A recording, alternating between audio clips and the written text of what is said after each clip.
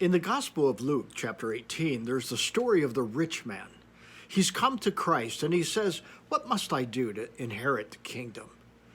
And Jesus talked about the commandments and he says, "Well, I've followed them, I've done all of them." Well, then Jesus says something that I think is significant. He says, "Take everything that you have and sell it, and take the money and give it to the poor, and then come follow me."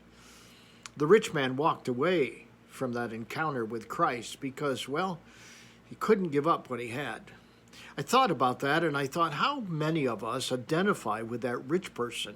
Or do we think that rich person is someone else? Someone, well, not us, obviously. But we are rich. How many of us have two vehicles? How many of us have a building in which to put our vehicles in?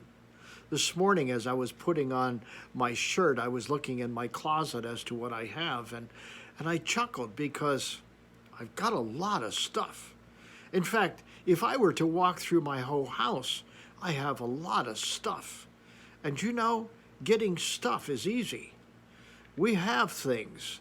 I can take a hot shower in the morning, and I've been in countries and people's homes in other countries that didn't have hot showers, didn't have hot water. They had cold water. In fact, I used to chuckle because I'd go in to take a shower and there was one faucet and one shower head and it was cold. And I learned to take cold showers. Hated them, but I took them anyway. I think we don't realize how fortunate we are in our culture, in our society, where we live, about how rich we actually are. And yet, if God said to us to sell everything we had and come follow him, what would we do? Would we sell it? Could we sell it? Could we get rid of our four-wheelers and our motorcycles, our microwaves, and all of the conveniences that we have? Could we really get rid of those things? Could we downsize into a 500 square foot area or less? Some families live in less than that.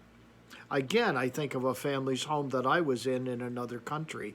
It was 2 bedrooms and a bath, a kitchen, tinier than my closet, and a living room, which served as a dining room as well. It was a block building, and it was tiny, very tiny. And I've thought, how could I live in something like that? Well, it would take a lot. To live frugally, as the saying might go, would be a huge step for many of us, including myself.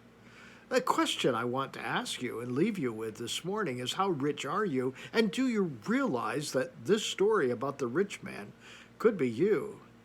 If Jesus said to sell everything and give the money to the poor and follow after him, what would you do? Think about that today, would you? Hey, until next time, God bless.